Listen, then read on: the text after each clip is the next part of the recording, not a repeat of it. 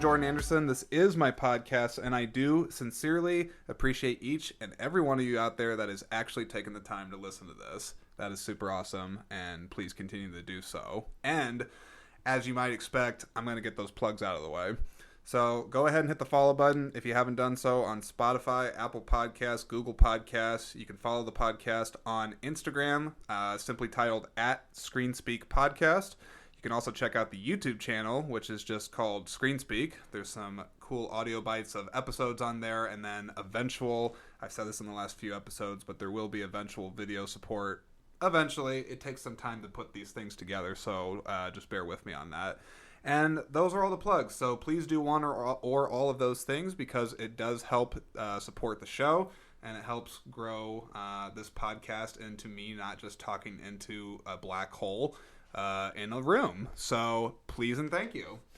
Okay, so I actually got another guest here with me today. I'm very excited. It is the second lady outside of my mother, so thank God for that. It is Alexa Gormley? Gormley, yeah. Okay, hello, welcome. Hi, I am the other black hole that Jordan is currently speaking into, so. That sounds strange when you put it when you put it that way. But anyway, just for the sake of the audience, how do I know you and all? Let's give some background. Well, I am dating your brother, if that helps. Younger brother, I believe. Yes. Yeah, the baby. Yeah, I am Thomas's girlfriend. Can you talk him into coming on here? Well, we considered him coming on this podcast, but he has not seen the movies in question. So I think he would be interested in coming on. He would probably talk about the Lord of the Rings trilogy, probably, but then that would be like a 7-hour podcast. So I'm not sure you're ready for that. Yeah, I actually do plan on talking about those movies eventually, but there's 3 of them, so it'd likely be 3 episodes. I don't think I'd want to do like a 2-parter for that type of thing, yeah. But I feel like I would definitely do that. The one I'm trying to get him to come on for, and his friend Kyle, is Tokyo Drift. Yes. We would like to talk about Fast and Furious Tokyo Drift. I've been waiting for the right time to get that out there, but eventually that will come, and it's going to be a rather silly episode. I would agree. Which one did I watch with you guys? Well, you've watched a couple movies with us. No, which Fast and Furious movie? Did you watch Fast 5? No, it was is Tokyo Drift 8? Is it number 8? No, the 8 is the Then we watched 8.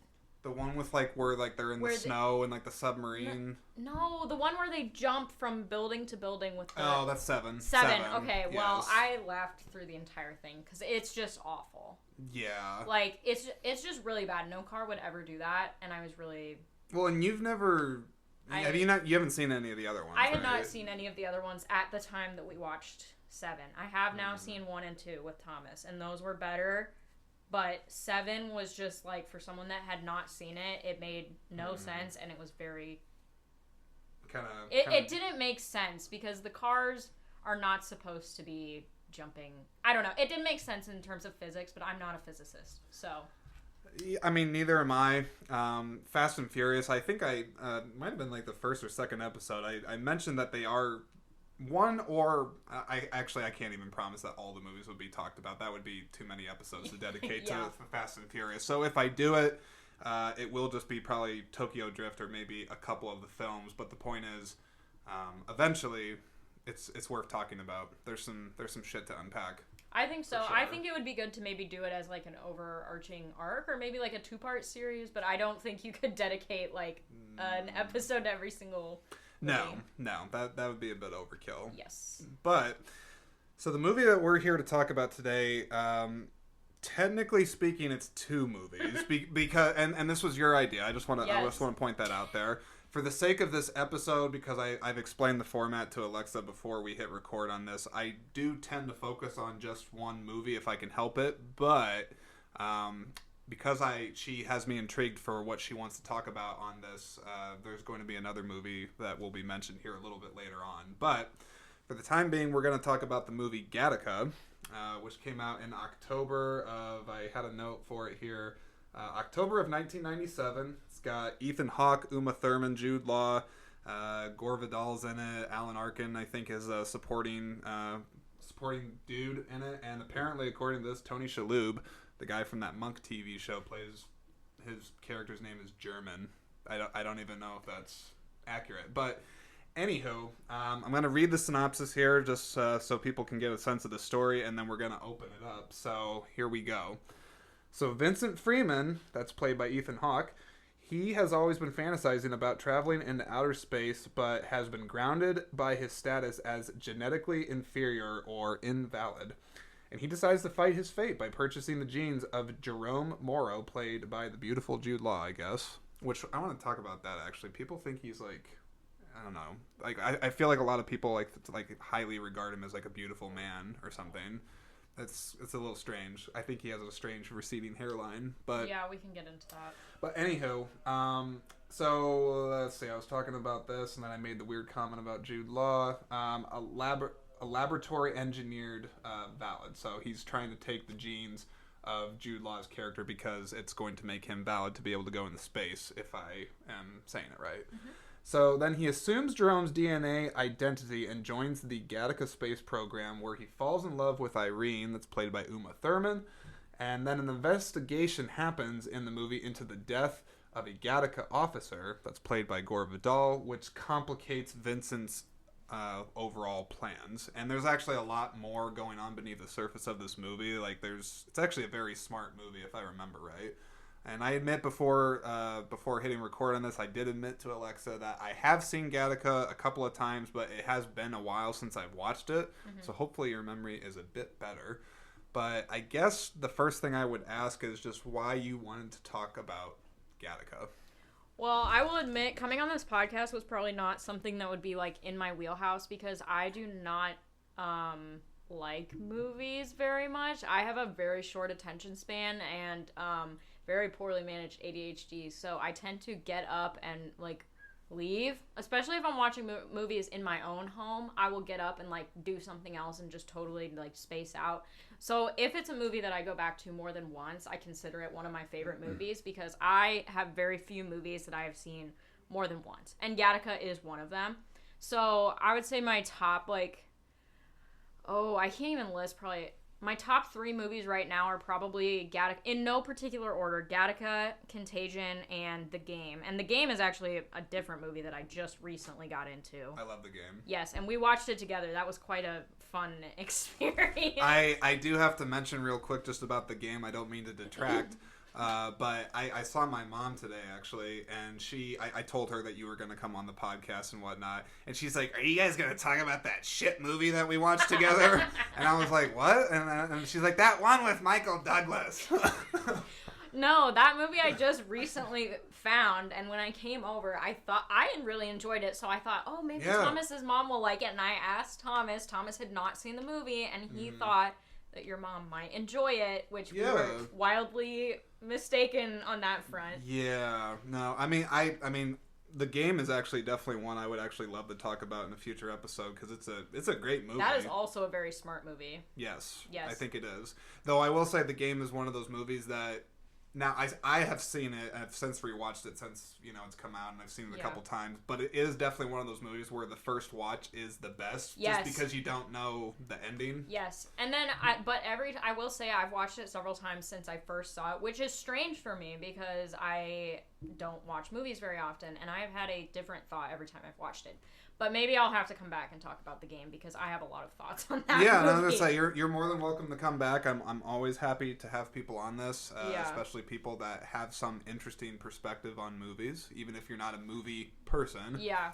I feel like I've had to explain that actually to a few people I've had on just before, and people I'm trying to get on, is that, like, you don't have to be some super smart cinephile to be here. Yeah. Like, that's not really, like, the point of the show. The point is to try to draw on some of the interesting themes and ideas in movies and just give some authentic perspective on them. I mean, that's really ultimately what I'm going for. Yeah, I actually have an interesting experience with Gattaca, because the very first time I saw it was freshman year of high school in biology. We watched it as an extra credit assignment, and so I wouldn't necessarily say that Gattaca is the, like, most educational movie that you could be watching, especially in freshman year biology. I really think it was just because my teacher was too lazy to teach for a couple days. But that's where I first saw the movie, and I really enjoyed it, and I could have been doing much more boring things during freshman year biology, so I'm glad we watched Gattaca, and then I have seen it, I want to say 3 or 4 more times since then.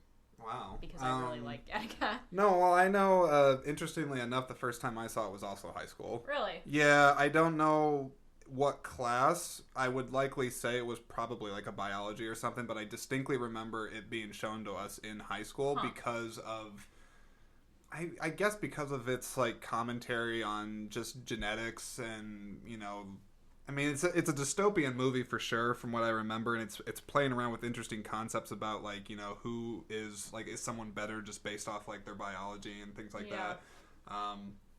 But yeah, I just remember the first time I saw it was in school, but again, it's been a while since I've seen it. I remember it being a smart movie, but what about the movie is like, I guess, do you connect with? Well, for those of you, because probably most people listening do not know me very well, I'm an animal science major in college, so I'm very interested in biology kind of in general. And this movie, again, is about like eugenics, and even though it's about humans, it's still applicable. I think genetics are very interesting because in the world of animal science, we definitely don't look at genetics in the same way as we do with humans, and so to see it kind of almost in an animal perspective is interesting. What I mean by that is that we call it eugenics when we select humans to have specific genetics, and it's seen as a negative, but then in the animal science industry we select animals and it's just called like either natural selection or genetic selection specifically for traits that are, you know, heritable and advantageous. So to me it's interesting, and I know it's probably not that way to most people that view this movie, but it's interesting because that is seen as a positive in my industry and seen as a negative in the terms of humans, if that makes sense. Well, which part of it is the positive, I guess? Like the positive and the negative. Oh, okay. I mean, like, with animals, we're gonna select, like, say you have a dairy cow, you're always gonna be selecting. We have no problem removing animals that are genetically inferior from the herd because they're not going to make money. They're not profitable. If they're not going to produce milk, then they're not worth anything to us, and we just remove them from the herd. If you did that with people, if you said this person is going to have a genetic disease, say like cystic fibrosis, they're going to be no use to us. We're just going to remove them from the herd that is humanity. That is a huge problem. Like, that's a big red flag to anyone. So I just think it's very interesting that is... Not that I have any problem with it, obviously, in terms of animals, but I just think it's very interesting that there's that hard divide. Yeah, and I guess I hadn't really thought of it like that, but again, it's been a while since I've seen it, but I do know that there's a lot of morality questions in the movie about like kind of like, you know, what makes someone worthy or unworthy, and maybe, and again, you're gonna have to refresh my memory on this, but don't they also use like the genetics like also for like kind of like to like help dictate like what job you're able to do, because like that plays a role in it, right? Yeah, so in the very beginning of the movie, well, I don't know if it's the beginning, but at some point in the movie it goes back and flashes back to Vince, the main character, his creation, that his parents went back. Actually, it wasn't the creation of Vince, it was the creation of his brother, who they were unhappy that Vince had been created naturally, and they wanted a brother that was genetically superior to Vince. So you see, you know, little Vince like in the hospital setting or whatever with his parents, and they're like, we're unhappy because he's so, you know, inferior. We made him on accident naturally. Let's make a good one, basically. I see. Yeah, so that's kind of the beginning of it. I don't know. It kind of circles back, but we can get to that because that's at the very end. I don't know if you remember what specific incident I'm talking about. I know that there's some big scene that happens with swimming. I know. Yeah. And because like Vincent races, I think, or he's like trained as swimmer. I don't know. So I'll fill that in for you. So Vince Yeah. is actually not the swimmer. It was Jerome, Jerome is the one that... That's Jude Law. Yes. Okay. And that is the guy that has the superior genetics, but he was in a car accident. Okay, then that's right, because he's in a wheelchair. Yes, but he was a swimmer. Yeah. He was, like, supposed to go to the Olympics, like, huge, had really nice genetics and everything. In car accident, nothing that was going to, basically nothing that would taint his genetics. But it also wasn't documented. That was the thing. It wasn't documented that he was paralyzed, and that was how they were able to get around the morality of stealing his identity. Because if it would have been documented that he was paralyzed, then when Vincent tried to take his identity, they would have seen, oh, he's supposed to be paralyzed. Why is he not paralyzed? I see. That's very... I mean, yeah. Gattaca's a very smart movie. Yes. Yeah, it's a very smart movie. Andrew Nicole, we actually talked about... have you ever seen the movie Lord of War? No. So he wrote and directed that as well. Okay. And it's got Nicolas Cage I'd say kind of crazy Nicolas Cage. Nicolas Cage. Okay. But no, he's a very smart writer and director, and yeah. So I'm trying to think. The other thing I want to get into it now, if we can. Yep. So I mentioned that we're going to talk about another movie on here. So you told me, because I had asked, I asked you if you wanted to be on the podcast, and pretty quickly you told me that you wanted to talk about the comparisons between Gattaca and an animated movie with Bruce Willis as a raccoon called Over the Hedge. Over the Hedge. Over the Hedge, yes. Yep. Well, you're going to have to fill me in and the audience to what you're getting at with that. Because I be honest, I've seen Over the Hedge, like, probably parts of it. I don't even know if I've seen the whole thing. Yeah. But you got my curiosity, so go ahead and tell me what is the comparison that you see. Okay, so first a little background, because probably most of your viewers have seen it, but maybe not for like 10 or 15 years. It's a possibility. It came out, I believe, in 2006 or 2007. It's from one of those DreamWorks movies that came out after the big Shrek boom, and everyone was like, wow, DreamWorks, and then DreamWorks kind of went... 2006. Yeah, 2006. So basically the plot of Over the Hedge is... There's a lot of really cool actors in this movie, actually. Like, Steve Carell is Hammy, and I love Hammy. And Avril Lavigne's in this movie as a sexy porcupine, so... Yeah, no, I'm looking at it right now, and Ozzy the turtle, right? That's William Shatner. What is it, Captain Kirk. Who else is in this? Wanda Sykes. Nick Nolte, the guy who sounds like he has smoked 50 packs of cigarettes.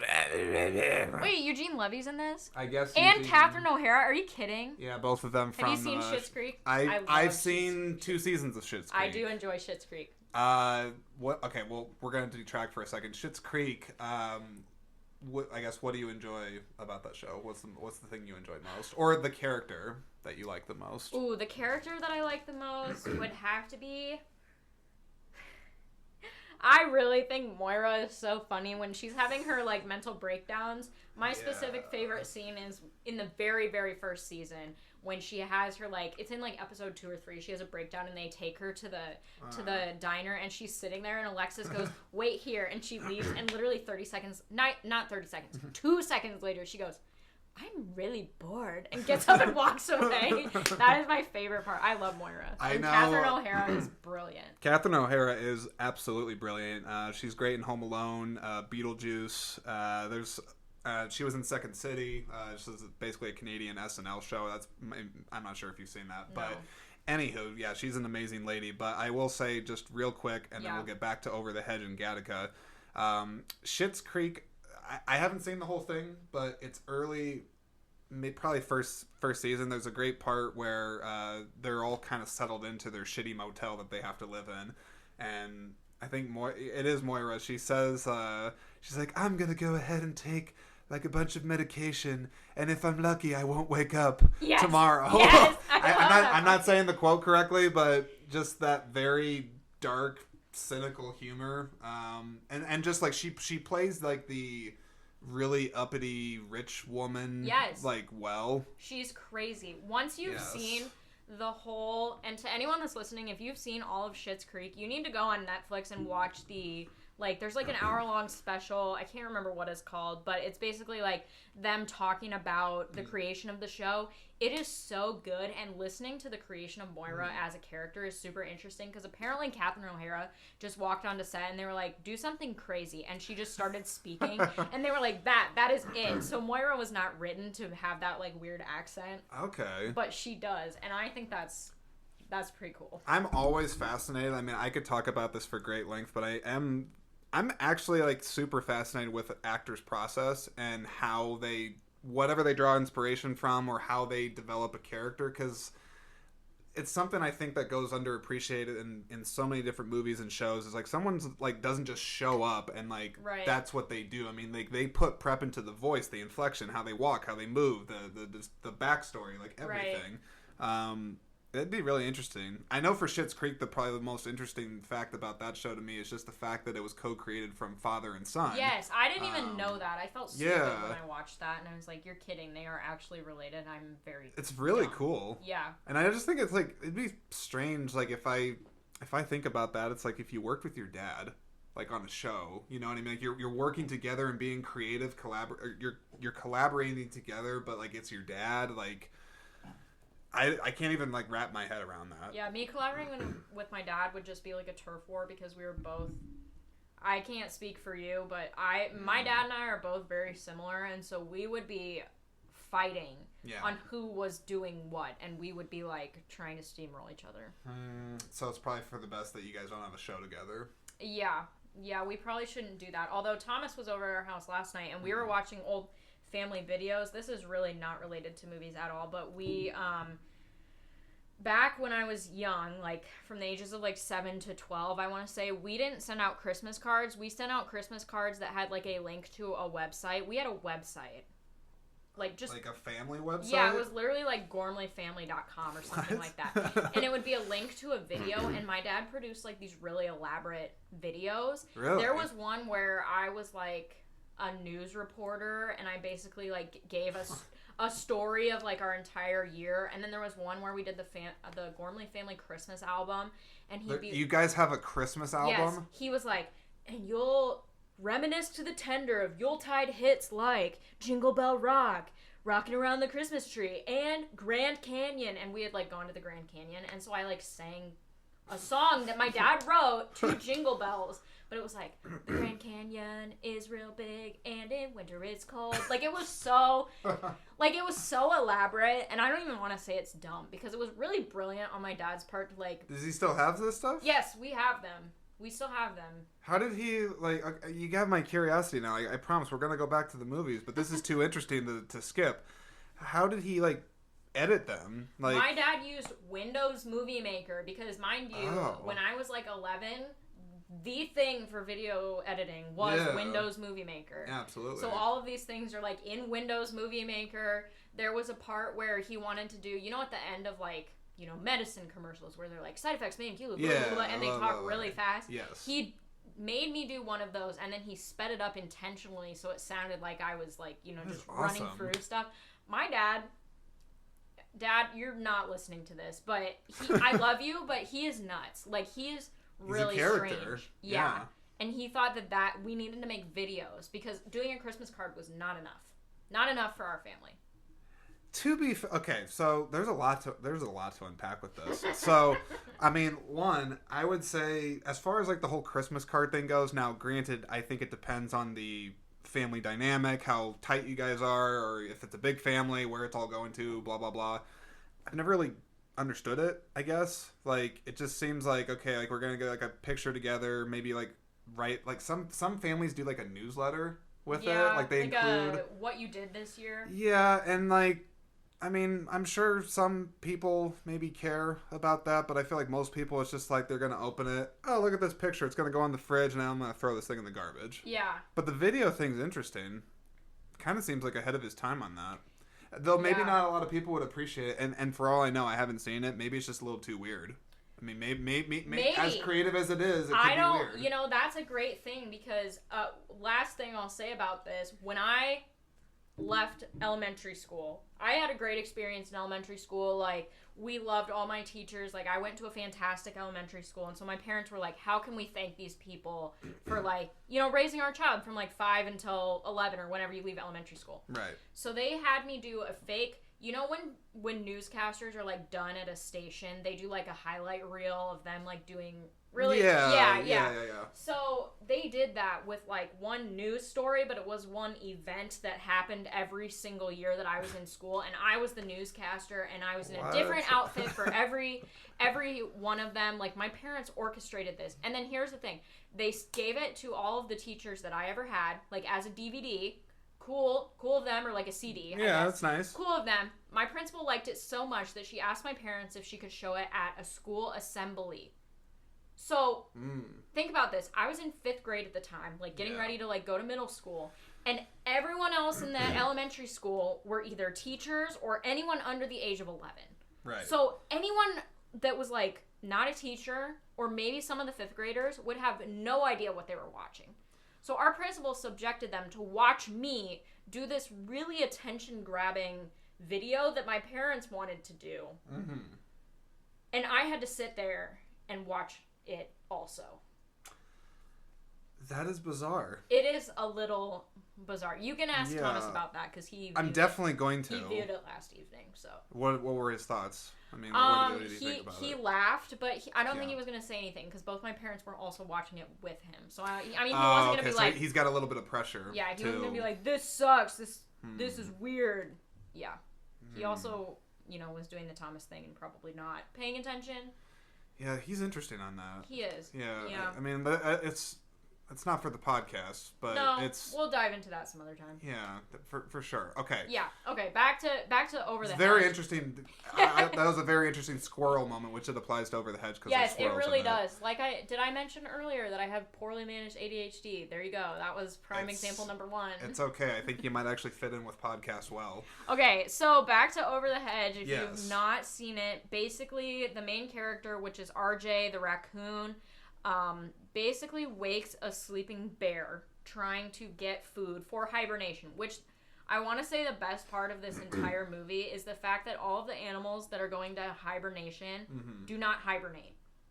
So they're supposed to be hibernating, but they do not. Squirrels don't hibernate, but Hammy the squirrel is like freaking out about hibernating, right? Okay. Raccoons don't hibernate.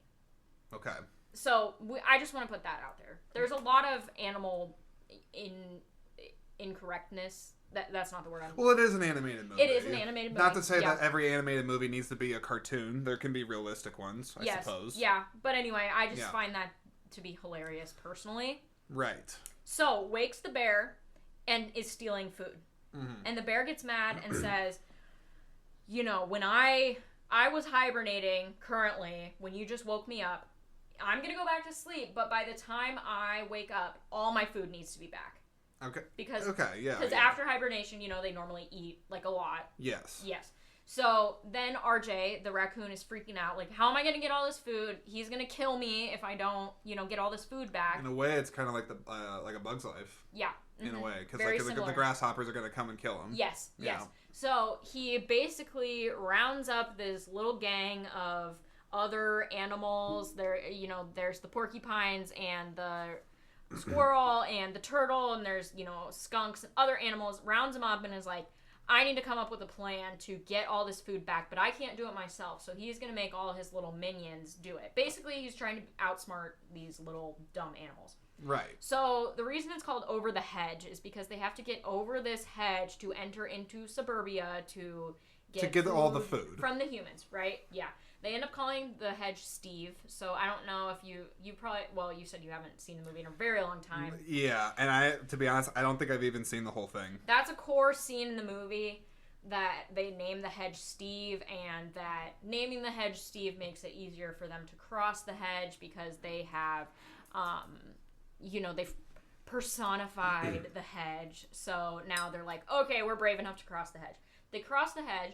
RJ acts like, and RJ is the raccoon, if I didn't say that. Yeah. Acts like he knows everything about suburbia. Later it comes out that he really doesn't know that much. Mm-hmm. So that's kind of one of the other central plot lines. But basically, cahoots all these animals into stealing food for him. They blow up a house somehow. Like, it's really kind of a wild movie. Right. It kind of feels like you're on acid. Granted, I've never done acid, but I would imagine that this movie is kind of what doing acid feels like. That is interesting. I would not know if there's a comparison on that, but I have to ask, where's the Gattaca tie-in? Well, because you said that there's a comparison. Yeah, so I'll be completely candid on the podcast here. And podcast, I am 21. I was drunk when I sent that text, I believe. To me? Yes, wanting to compare them. And Okay. Here's why. Because in Over the Hedge, right, they've got this kind of other world of the superior people, but also there's like a second class of animals that are smarter, like the bears and the raccoons, and the raccoon is taking advantage of all of the dumb animals, like Hammy the squirrel, which is one of like the main characters, to get what he needs without having to do the work. Right. Which is not exactly how Gattaca is, but Gattaca, you've got that second tier of people that get stuck doing the shit work. Like the janitor has bad genetics, right? So that's one of the kind of main themes of the movie. So when I sent that message, that's what I was referring to. This is good to know because I definitely didn't waste like a bunch of time trying to like understand the comparisons. I admit I actually Googled a couple of times. I was like, okay, Gattaca, Over the Hedge. Is somebody else thinking that there's a comparison? No. I didn't find anything. No one else is thinking that. Okay. But when I had that thought, so it's purely about the animals and like their classification together? Yeah. Yep. How they think that they are either smarter or like there's that kind of scary race. Like the bears are using their power as big burly animals to manipulate other animals into doing stuff. And it's kind of that trickle down effect of big strong can do anything, then smart has to make dumb do everything else. So dumb gets stuck. Okay. If that makes any sort of sense. No, I think it does. So the question I have, and I am going to probably lean into your animal science education, so to speak, maybe. I mean, don't feel like I'm putting you on the spot and you have to like cite me off a bunch of exact, knowledge. Yeah. But on the subject of genetics, with let's first talk about animals, and then I want to talk about people. Okay. But genetically speaking, for animals, now I imagine their DNA and everything like that there's probably some similarities between humans, in all honesty. Oh yeah. But I guess where is the distinction, I guess, between like good genetics in an animal and bad genetics, and like what is the purpose of like knowing it? Does that make sense? Yeah. So I kind of, in terms of animals, you want to split it into, for the terms of animal science majors, if you want to get into like animal ecology, that's wildlife. Animal science is only domestic animals. And then domestic animals fall into two categories. You've got companion animals, that would be like horses, dogs, cats, hamsters. The ones you pet. Yeah. Mm-hmm. Yeah. And then like livestock. So pigs, cows, whatever. Right. So if you're talking about companion animals, usually genetics are not as much of a problem or as much of a thing that we focus on, because we're really maybe, like, say horses are considered companion animals. We want good genetics if we're going to be racing horses, right? Okay. In livestock, it's a big deal because genetics are what we make money on. All right. Okay. So we can predict what an animal is going to produce based on their genetics. So we can tell, we can estimate about how much milk a dairy cow is going to produce, even when they're babies, just based on their genetics. Okay, so let me ask then, with let's say just cows, because we're talking about that. Yeah, sure. If a cow has really good genetics, I mean, like, is that kind of the dividing line between a cow that's going to produce a lot of milk and, like, does a bad genetic cow not... I mean, what does a bad genetic cow do? Not necessarily, because you can have strengths and weaknesses in different areas. You could have a poor milking cow, but it could have fantastic genetics, no incidence of, autoimmune disease, no lameness issues, no, like... overall, great cow, fantastic, gonna live for 15 years, but produces no milk. How long do cows live for? Cows live an average of about 15 years if they're, but only, I want to make this clear, only in captivity. A cow would never live that long in the wild because we're doing things to them like giving them medicine, keeping them safe from predators, that sort of thing. Yeah, it's a very, like, I have a lot of questions about cows on that, but yeah. Let's go to people then. Okay. I mean, I realize there's probably more that we could talk about with like the genetic differences in animals and like what they're used for, but people, I guess, what are your thoughts on genetics and the role they play in a person? I mean, like how important do you think genetics are? And I will be very blunt and honest on this. I don't know shit about genetics. Yeah. Not really. I mean, I know what they are, but I could not probably tell you a lot about it. But what are your thoughts? Yeah, so in general, if I want to say that for animals, genetics are extremely important. For humans, I want to say that they're rarely applicable, if that makes sense. And why so? Times that genetics would be applicable is a genetic disease. So if you say you have a child, you and your partner have a child together naturally, and it has cystic fibrosis. What is cystic fibrosis? Cystic fibrosis is a genetic condition in which basically your lungs produce too much mucus and you can't clear it out, and so you're constantly basically drowning on your own lungs. I'm drowning on boogers? Yeah, kind of, if you want to say it like that. I'm sorry. Okay. Yes. You're drowning in mucus, and the other thing is part of the reason mucus clears itself from your system, and that's part of how our immune system works. Okay. If you can't clear mucus, you will constantly have infection in your lungs. So people with cystic fibrosis that get a cold, it can quickly turn into pneumonia, bronchitis, something that could become very, very serious. Okay. So they tend to have a lot of upper respiratory problems. But that's not really important to this. Yeah. It's a genetic condition. So if you have one child that has cystic fibrosis, you and your partner need to get a genetic panel run because likely... Okay, whoa. What's a genetic panel run? You can get your genetics, you can get your genotype, like, done at a doctor's office. They'll... Okay. I don't know how that works. I'm not super into that. You can do it. You can do it, and it's much less expensive than it used to be. Like, even 10 years ago, it was like, wow, that's not something that most people are going to do. But most anyone that has a child with a genetic condition or someone with a known genetic condition can get their genotype mapped for, a reasonable price with insurance, and it's actually recommended for most people with genetic conditions, just because you know what you're going to pass on, because a lot of things are recessive, and so the chance of you passing it on if your partner does not have that gene is very low, so then it's, it's safe, but if your partner also has that gene, then you're going to cause problems. Okay, so this is actually very, very interesting. I mean, like, I'm glad I have you on because, I'm not just saying this because you're here. You're smart, clearly. But I'm curious about genetics when you talk about passing it on to someone else. Now, I don't know a ton about this. I mean, I've heard kind of things before where, I think... I might not be saying this correctly, but and this is going to be a bit of a reach, but I know one of the big things in World War II with Nazis is they were very mindful of the perfect race and trying to mate with people that had the ideal genetics. They talked about that thing a lot. I guess from what you can tell me with what you know about your background in science, even if it is animal science, I'm sure you know stuff about people. Yeah. How much do we know for sure gets passed along from a person to another person? I mean, just genetically speaking.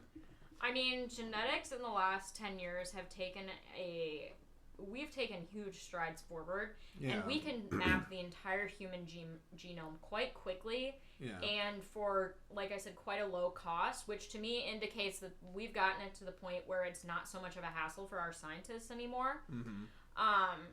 So it's pretty easy to see where things come from. I think the problem kind of lies in if something pops up and they're not sure if it's genetically linked. Right. If they know it's genetically linked, it's very, very easy to find it because you can say, okay, we have to go to this genome and we have to look at this specific spot, and they can look for it. But when you find something new or something that you're not sure is genetically linked, and there are a lot of things that overlap, it's not black and white. I wouldn't expect it to be. Right. So, a quick example would be you mix a white and a black dog together. You might come out with a black dog, you might come out with a gray dog, you might come out with a white dog, and they might all have kind of similar but overlapping genes, if that makes sense. Right, yeah. So it's very hard when it comes to things that are linked to one another to determine where that lies. Well, for people, are there things that we know, like, for sure, like 100% certainty that we know for sure get passed from people to people? Oh, yeah. Like what? Cystic fibrosis. That's okay. a great... I mean, like, what else? Like hair color, like body mass? Like, yes, I don't know. Yes, everything. Everything that you have is a combination of your parents. This isn't random. Right. So your hair color is linked, your eye color is linked, your height, your body type, your, everything. Even personality has been shown to be linked genetically. Well, I can see that, yeah. I mean, like, I can definitely say I have a self-awareness of myself that there are traits of my father and also my mother that I definitely recognize within myself. And then there's that nature versus nurture kind of thing. Yeah. That it's really hard to study things like personality, but it's a lot easier on things like, when we do it on animals, you can test temperament, and it's a lot easier to test it in animals than it is people, and so we were able to use animals to kind of confirm what we thought about people. Right. But it's really difficult with people because social interactions are so much of what impacts us as, our personality. Yeah. And I'm curious too. So like, let's say like in a hypothetical situation, there is a family. Let's say it's like a 3-generation family. I'm just talking out my ass. But say there's like a 3-generation family of just like bad genetics. Like, I don't know. Like they're like, let's just say like they're obese. Like they're not super smart, or they don't go to college. I don't know. Like they just don't have a lot of good luck with their genetics. Yeah. Is there some sort of consistency or proven theory that would like show like that that family line or lineage is going to be destined to be bad the entire time, or can they break free from a bad genetic line? Does that make sense? Well, you have to think that it is pretty one-sided. So obviously it takes two to make a child. So unless they are intermingling with each other, which is going to cause a lot of problems, you're always going to have... Now, intermingling, is that inbreeding? Yes. Okay, I just want to make sure. Yes. Okay. So unless they were creating children with each other, you're always going to be bringing in new blood. So that's why it's really hard to determine. I wouldn't say that that's necessarily a determining factor. Right. If it's going to determine their success or their positivity, but obviously all of these things are very linked. So if you have two parents that are extremely obese, you're going to be at very high risk of being obese. But you also have to think about the social factors that go into that. If your parents are obese, you're probably going to be raised in a household where your diet is not the greatest, and then if that's the case, then you're going to end up being obese anyway. So what's the difference then? That's the part where you have to think of, well, what if we put in a child that is not at all related? What is the difference between those two children in that situation? That's very interesting. It's hard because there's a lot of factors involved in that. I was curious. I'm just going to keep asking you questions on this because it's very interesting, and I still think it applies to Gattaca because they talk. It's very a genetically focused movie. Yeah.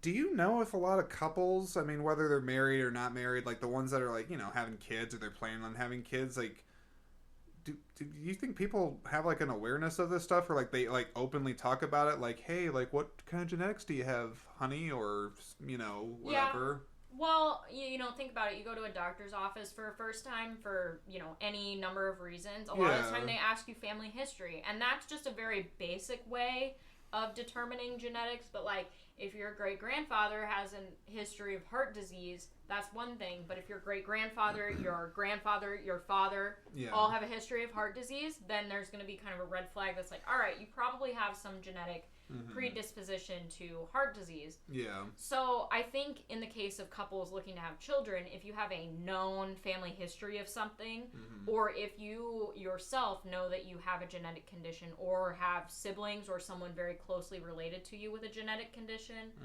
that might be the case where they might, take a look at it. But I don't think in general most people are thinking about that. Well, that's what I was kind of thinking too, is like, even if, I don't know, two well-educated people had like a very rational, good conversation, like they laid out the pros and cons, they laid out their family history from what they can tell, blah, blah, blah. I don't know. I mean, obviously, like, a real relationship is very emotionally based. I mean, obviously there's like physical attraction and things like that play a part into it, but I guess I have to assume that a lot of people out there probably, like, even if they had, I don't know, a history of obesity or mental illness or something along those lines, they still probably roll the dice. They might. Yeah, and again, a lot of that is situational. Like, a lot of people can be, grow up obese. Yeah. Or maybe have type 2 diabetes, which is not the one that you have forever. That's the one that you can get rid of or manage through diet and exercise. Okay, yes. So maybe that's something that they grew up with, but say that they decided, hey, I want to get out of this cycle. I want to change my life and become healthy. Right. Just because they were maybe genetically predisposed to being obese, if they live that healthy lifestyle, then their children are not going to become obese. And here's just a random fun fact. All of your fat cells that you have are built before puberty and are filled before puberty. So people who are obese as children are much more likely to be obese as adults, no matter how hard they try to lose weight as adults. So that's why childhood obesity is such a large problem. That was very random, but that is something that I learned recently that I thought was super interesting.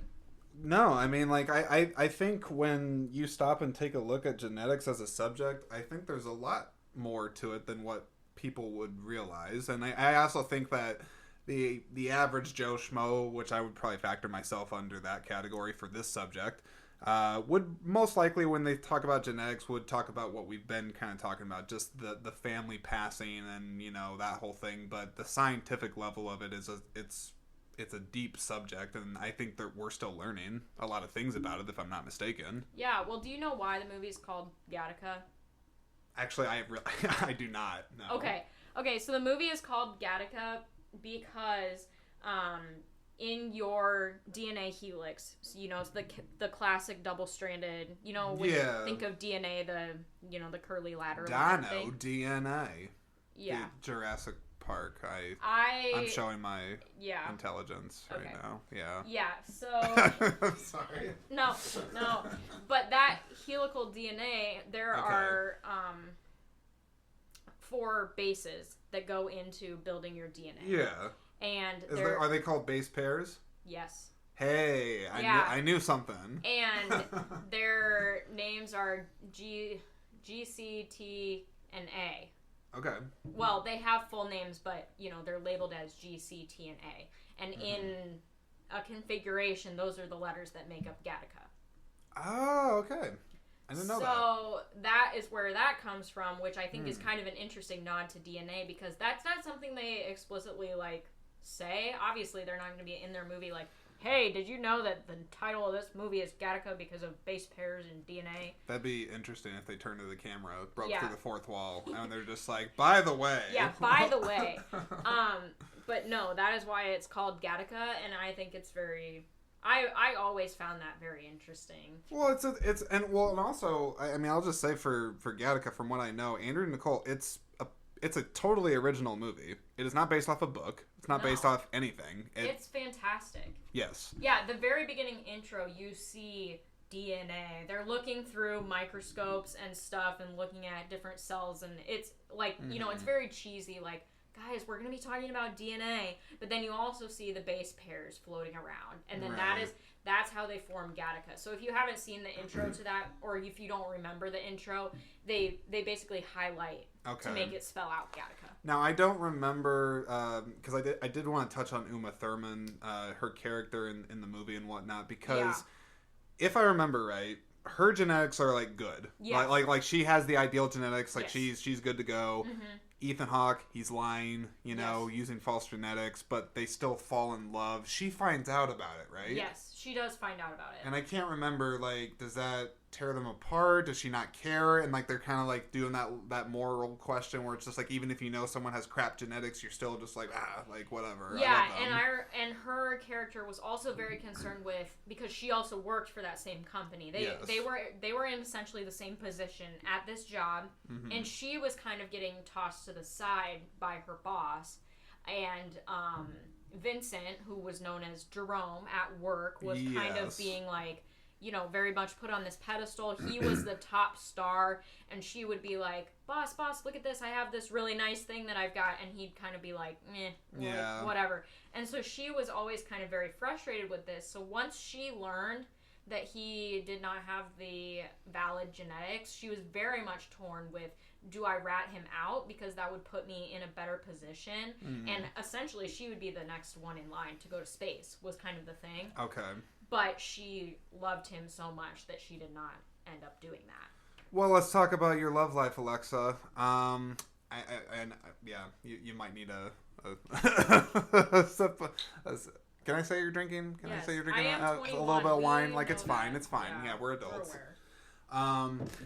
But hypothetically, because I do like to do hypotheticals on this from time to time.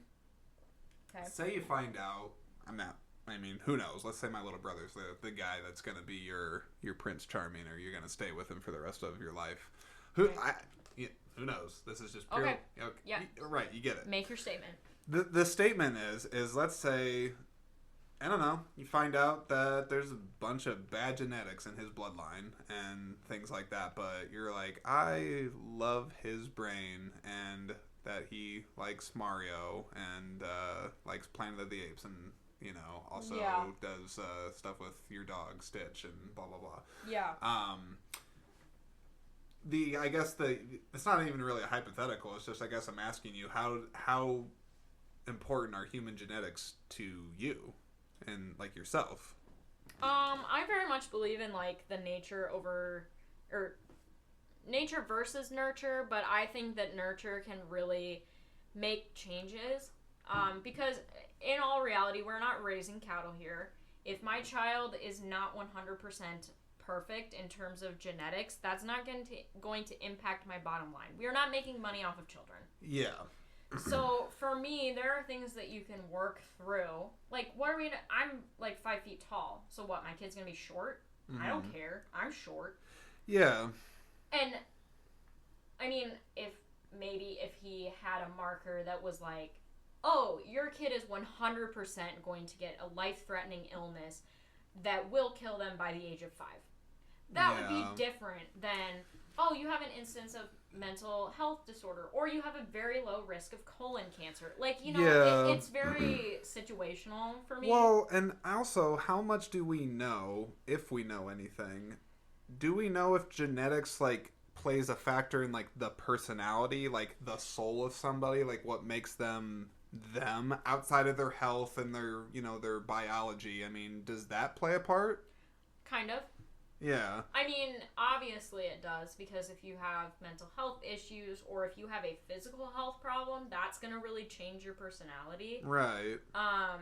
Also, we are just sometimes predisposed to things. We've seen an example I love to use is service dogs. We can test temperament, and you can predict temperament in puppies based on the genetics of their parents. What is temperament, just to clarify? Like their behavior, like how they're going to do in high-pressure situations, how they're going to behave towards people, if they're going to like people, if they're going to be dog-friendly, that sort of thing. Like, just kind of an overarching, like, personality. Now, people aren't supposed to touch the service dogs, right? Outside of the owner, right? Correct.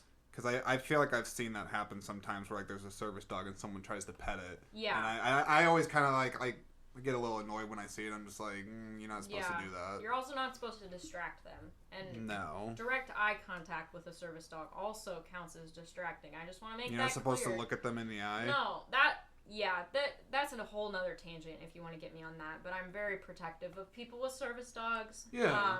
So yeah, any sort of distracting of service dogs. I'm glad you guys came here for a podcast about movies, and now we're talking about service dogs.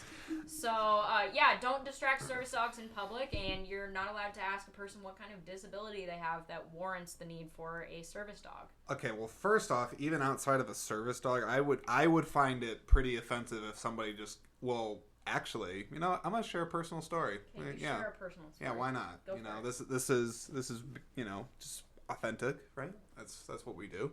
Yep. That's what I try to do. So yeah, okay, yeah, I guess I'm gonna admit this on the podcast, whatever. So at a very young age, I was diagnosed with Asperger's syndrome. I don't know if I've ever told you this, or Tommy's ever told you this, or anything like this, but it's a long story. I'm not going to get into it on this, but you know, it's interesting because I did actually have a moment. This was a long time ago where I was at a wedding reception, and I don't remember where or whose wedding, but I was at a wedding reception. It was one of my mom's friends, probably a coworker or something like that, and we were sitting like I remember the wedding reception was in a barn. Okay. It was in a barn. It was like kind of a country style wedding, obviously, because it's in a barn. And I'm sitting with my older brother, Jared, and we're just eating some food, and my mom's talking with the adults. You know, we're still kids. Yeah. You know, and one of my mom's coworkers, I don't remember who it was, but she came up to us and she's just like, oh, like, hey, like, you must be Linda's boys, you know, and blah blah blah. And like I was like, oh, like, yeah. And I was like, you know, like, that's Jared, I'm Jordan. She's like, oh, you're the one with Asperger's, aren't you? Yeah, that's like, cool. She did that. And, like, I just remember I'd never had anybody that, like, labeled me, like, so blatantly as that. Like, I've had my issues before where, like, people would find out and then, like, I would get treated differently. Because I actually, like, get very... I have a passion for people not being mistreated that are labeled to a certain way. I'm not trying to get all super serious, but I just remember like when that happened, I was like, why on earth would you go up to somebody and just be like that'd be like me like going up to like somebody that like struggles with diabetes and just being like, oh, you're diabetic, right? Did you take your insulin today? Like, yeah. Oh, you're the guy without a leg, right? Yeah, like very. Okay. I remember the whole thing happened, and I don't want to get too off track, but I just remember the whole thing happened, and my brother, like, I think he actually stood up for me at the time. Like, he was like, what, like, that's rude. Like, I think he was like, he probably was like maybe like 13, 14 at the time. Like, what are you going to say as a 13-year-old to an adult? I don't know. Yeah, but that's a hard situation. No, but what were you saying before this? Because I want to... It was about service dogs. It was not... No, I just temperament and... nature versus asking nurture. No, you were talking about asking somebody like if they had a disability. Oh yeah, or something like that. There's a certain rule. So the Americans with Disabilities Act basically is what outlines what you can and can't do. So like for business owners, it's extremely important to know what you can and can't ask about a service dog, because service dogs are legally allowed to go anywhere outside of food processing facilities. So like they cannot go into a kitchen, like, you know, at a restaurant, and they also cannot go into, like, you know, a packing plant, a meat packing plant. But those are, like, basically the only two places. So as a business owner, if someone walks in with a service dog and you say, is that a service dog? And they say yes, you cannot ask them, what kind of disability do you have that warrants you to have a service dog? That's not a question that you're legally not allowed to ask that question, and the service dog handler is not required to answer. That's very interesting. I mean, it's valid. Like, yeah, absolutely. And a lot of people see service dogs differently, but I really encourage people to look at service dogs like a piece of medical equipment, like a wheelchair. Someone comes into a place, you're not going to say, why do you need that wheelchair?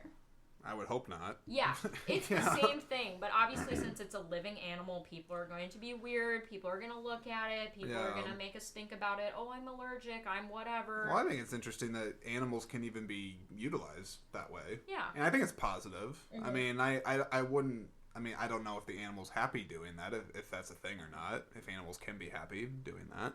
But they seem the ones that are trained properly they seem like they're okay. I mean, honestly, service dogs are probably living better lives than 90% of pet animals in America, in my opinion. Now, I'll bring up one more thing about service dogs. I think to an extent, this is a little dark, and then we're gonna tie it back into Gattaca and start to wrap this up.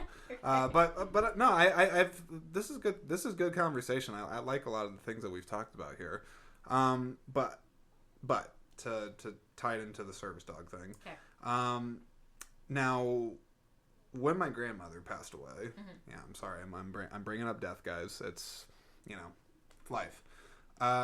When she passed away, we went to a funeral home, and she wanted to be cremated, and she hadn't been cremated, and anyway, so we're at the funeral home, and I just remember they had I think maybe they labeled it as like a comfort dog. Yeah, like a therapy dog. A therapy dog. Yeah. I mean, that's probably the one. A therapy dog, and it was.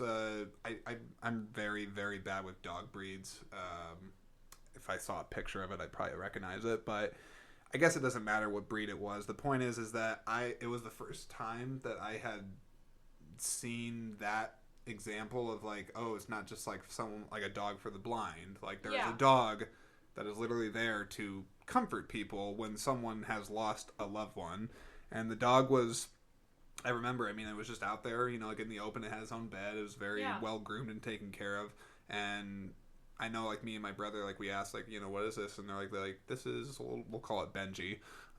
This is like Benji, the comfort dog. Like he's there for like when like kids or kids especially gravitate towards it. But I just remember thinking it was really interesting that outside of a blind person or something like that that animals could be used to help somebody when they're grieving over a loved one, but then the fact that they can be trained that way too, because I think there is like a specific training that goes into that. So Stitch is actually registered as a therapy dog. Is he? Yes, he is. And he has some unique problems because he doesn't like adults, right? But he loves... Wait. He doesn't like adults? He's okay with adults, but he doesn't gravitate towards them like he does children. You've probably... He gravitates towards kids? He loves kids. Okay. I have never seen him around a kid, so I can't say that. Obviously you've never seen him around kids, but he loves children. And so what we did when I was in high school was we actually did a dog safety course with students at elementary schools in my school district because we were having a problem with dog bites in the area because kids were running up to dogs that they didn't know, trying to pet them or pet them inappropriately. And so part of his, he was obviously trained and had to pass a test to be a therapy dog. Yeah, to be clear, he's not a service dog, a therapy dog, but that's a very unique thing. He wasn't just going and sitting around. You see dogs on like college campuses being, therapy dogs. They just sit there and be pet while people, are stressed about finals or whatever. He was actually doing something very specific. We were having kids come up. They would say, "Hi, can I please pet your dog?" And I would give a scenario like either, "No, he's not friendly," and they would have to be like, "Okay, I understand," and walk away. Or I could say, "Yes, he's friendly." And we taught them how to properly approach and pet a dog to try and reduce the incidence of bite.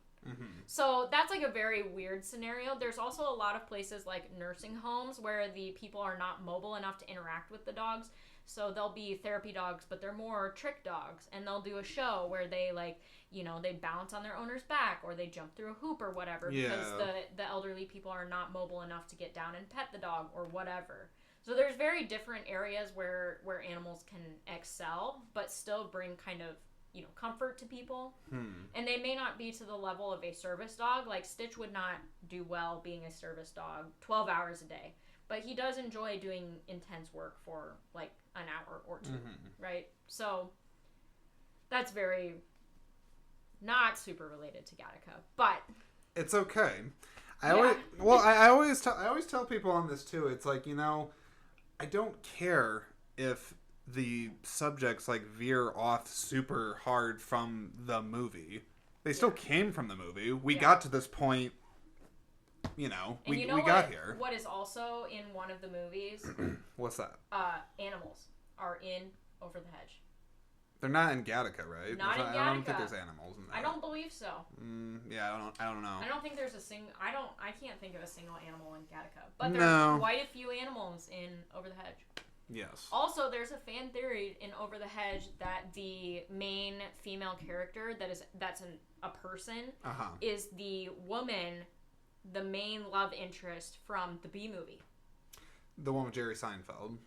Yes. They think that... Oh, I can't remember her name.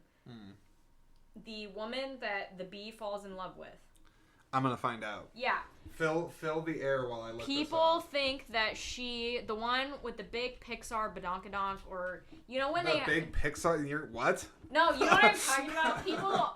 Vanessa Bloom. Is this the love interest of Barry B. Benson? Yes, because, spoiler alert, Barry B. Benson dies in the movie or something. Like Jerry Seinfeld dies? Is that the... No.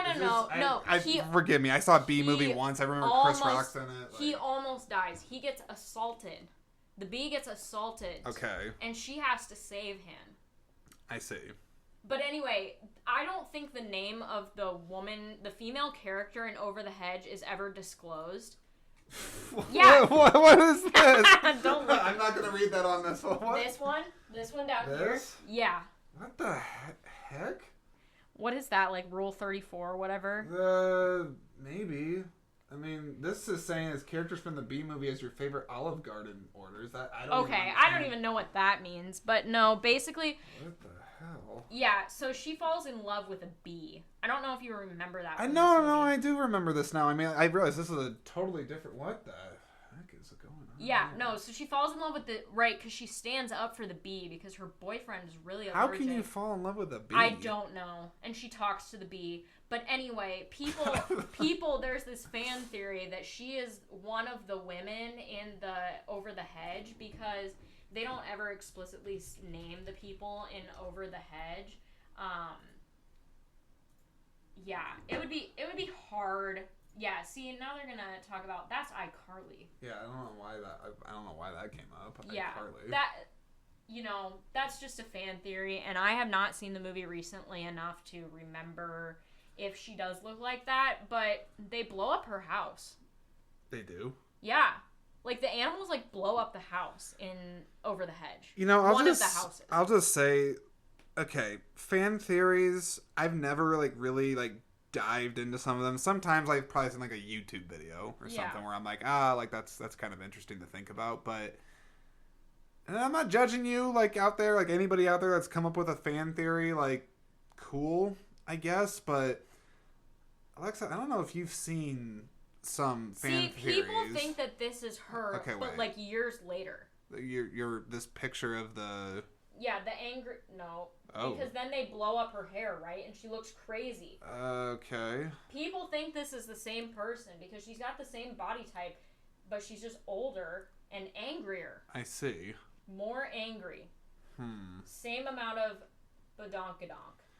What does badonkadonk mean? Why don't you clarify that? Clarify for the audience. It means butt. Butt. Yeah, your butt and hips. Have you ever seen Incredibles? Yeah. She has a huge badonkadonk. Elasti-Woman or Elastigirl. Yeah. Yeah. I don't remember her, normal name. I just remember that she has a southern accent, kind of. Yes, or Pixar, the mom from Toy Story. Yes. Has a huge ass. Okay. If you look up Pixar moms, the second thing that comes up is dump truck. Are you for real? Yeah, Pixar moms, dump truck, and it has look at that. Yeah, the hips don't lie, isn't that what? Oh my God, what is that one from? That's Bo Peep from. That is not. Is that an actual shot? That's not photoshopped or anything. No. And okay, what is? She has a huge ass. Disney gave us memories, DreamWorks gave us memes, and Pixar gave us thick moms. Well. Thick moms. I don't even know what movie that is. Is that Brave? Because I just see red hair. No. But this woman, even the chick with no skin. The mom or the grandma from Bug's Life. Ew, the grandma? Yeah, she's thick. Yeah, I guess so. What? That is not That's real. What is that? fake. What is that? That's gotta be I- fake. There is no way. I think that's a screenshot from the B movie, but obviously edited. I was gonna say that, but you're not wrong on the Mrs. Incredible thing or Elastigirl. This is what it actually looks like. Okay, because I was gonna say, I'm like, okay, like, come on, it's Pixar. They're not gonna. Yeah, no, but yeah, Pixar really loves their women with big butts, dump truck ass. Okay, hang on. This is actually an interesting thing to talk about. Just for a moment here. I find this interesting. Now, I don't want to go too deep on this because it'd be very easy to, but animated characters, females in particular. Yeah. Now, I assume there's probably some female concept artists or artists that draw these stuff up, but presumably let's just say hypothetically it's males that are doing it. Okay. Like, I mean, is it sexist or is it bad that they're is there like some like weird subconscious sex appeal that they're trying to draw into these characters, or is like they're just like, well, we want the character to be beautiful because it's a woman, do you understand what I'm? Yeah, let me ask you. Yeah. You went over to your buddy's house when you were 9. This is a hypothetical. Yeah. Okay. Yeah. Were you looking at his mom and being like, "Damn, she has a nice ass"? When I'm a 9-year-old, no. No. Yeah. So then why? Because a lot of these movies, like I specifically think of Toy Story. Yes. Toy Story, Andy's mom progressively gets hotter and hotter as the movies go on. I guess I'm gonna have to go back and be a creep and look because I don't recall. Well, have you seen the animation from the original Toy Story? I mean, I've seen the original Toy Story. Yeah. There's some plot holes in physics and other things. I'm sure. You know, some errors. It was the first. What was it? The first digitally animated movie ever? Like 3D animated movie. Yes. Yeah. Like, okay.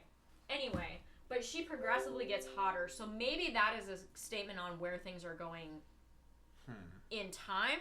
Right. But also, a lot of these movies were made in like the early to mid 2000s. These classic. Yeah, but like how much of that has changed? Yeah, like, but the other thing is a lot of these movies are for children, and children are not thinking about women's bodies in that way. So why are we? And then in turn, then why are not all of the men in those movies absolutely jacked and ripped and have a tight ass? Like what?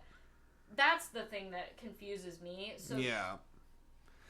I would not be surprised if there was some kind of a bias on how people choose to get animated like that, because the same thing honestly happens in video games. Oh, actually in video games it's way worse. I mean, honestly. Yeah, let me wear 2 nipple rings with strength XP of 5,000. Like what? That makes 0 sense. Have you seen this in a game?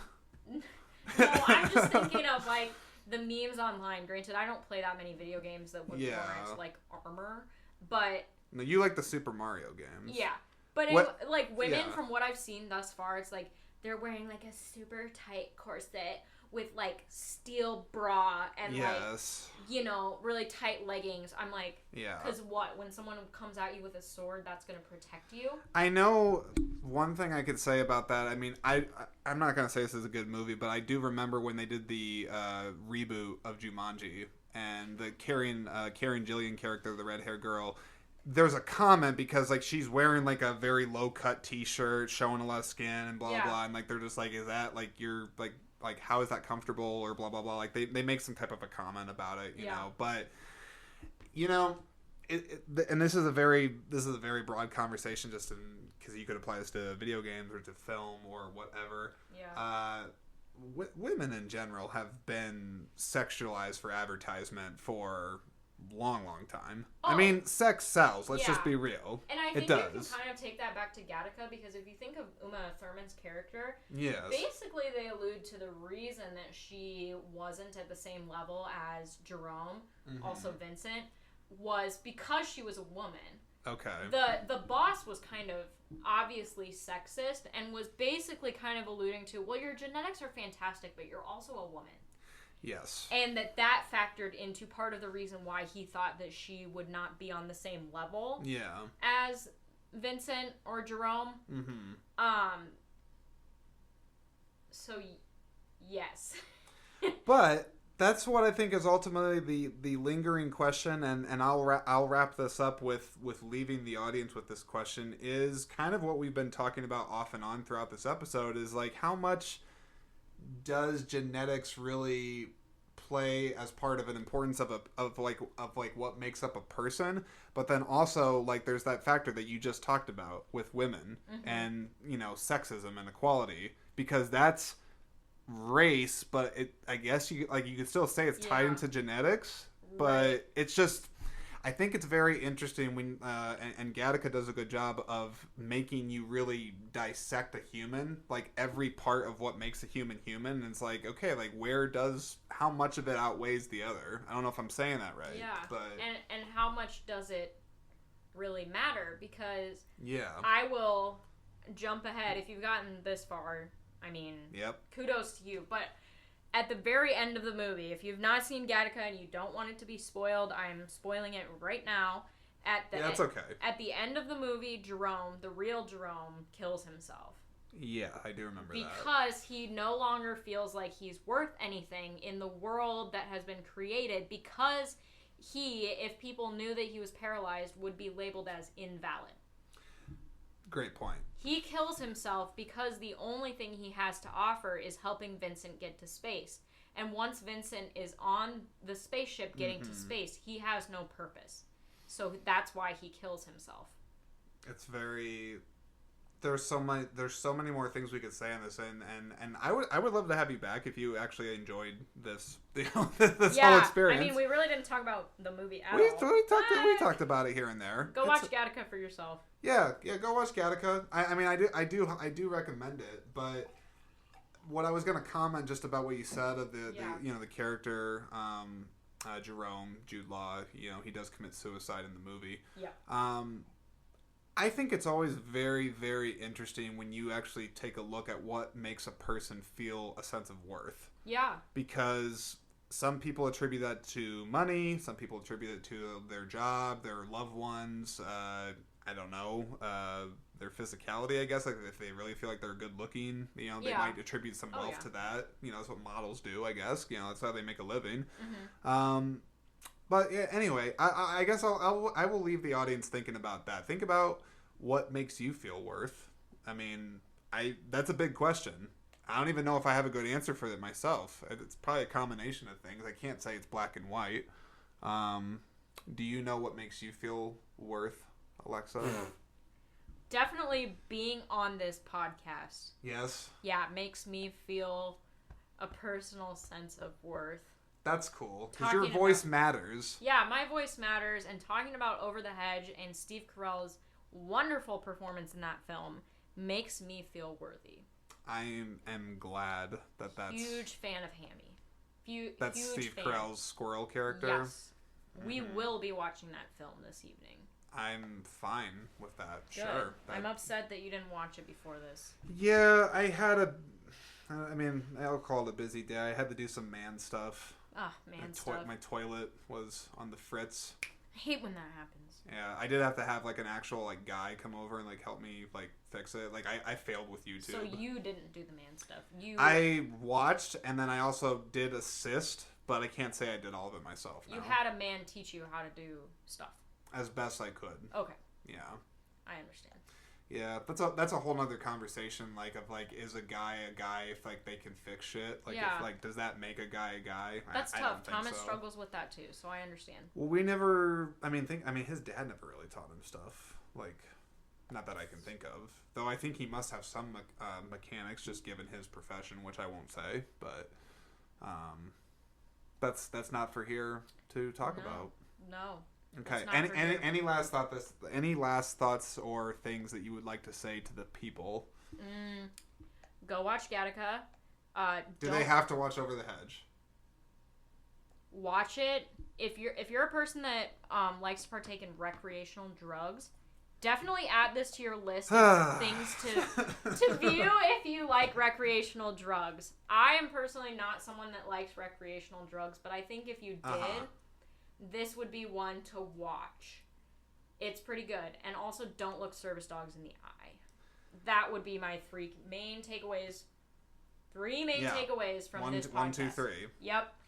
Okay. Yep. Well, you heard it here. Don't look service dogs in the eyes if you're into recreational drugs. Yeah. Recreational illegal narcotics. You apparently could get Do some. that. Yeah. While watching Over the Hedge. Yep. And what was the other one again? Go watch Gattaca. Oh, and go watch Gattaca. That's a great movie. Yeah.